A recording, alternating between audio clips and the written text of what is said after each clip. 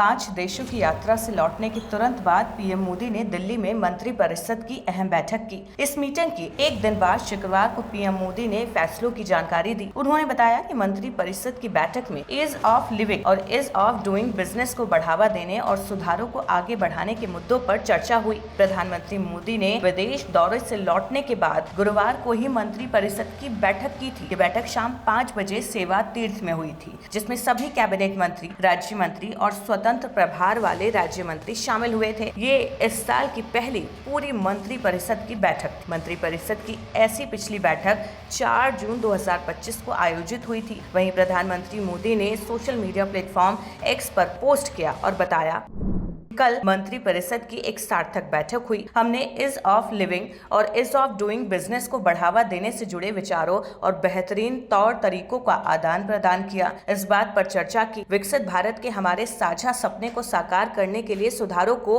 और आगे कैसे बढ़ाया जाए। अब आपको मंत्री परिषद की बैठक से जुड़ी कुछ बड़ी बातें बताते हैं कि आखिर क्यों इस बैठक की जरूरत इस वक्त पीएम मोदी को पड़ी है और ऐसा क्या होने वाला है आने वाले समय में, जिसके लिए सरकार अभी से तैयारी कर रही है। काउंसिल ऑफ मिनिस्टर्स की बैठक अमेरिका ईरान युद्ध और उससे उत्पन्न कठिन आर्थिक परिस्थितियों की पृष्ठभूमि में हुई। अमेरिका और ईरान युद्ध के बीच सरकार ईंधन की आपूर्ति में रुकावटों, महंगाई और तेल की बढ़ती कीमतों पर लगातार नजर रख रही है। बीते दिनों प्रधानमंत्री ने सभी देशवासियों से अपील की कि वो ईंधन का समझदारी से इस्तेमाल करें। इसमें वर्क फ्रॉम होम और आमने सामने की बैठकों की बजाय ज्यादा ऑनलाइन बैठकें करना जैसे उपाय अपनाना शामिल है।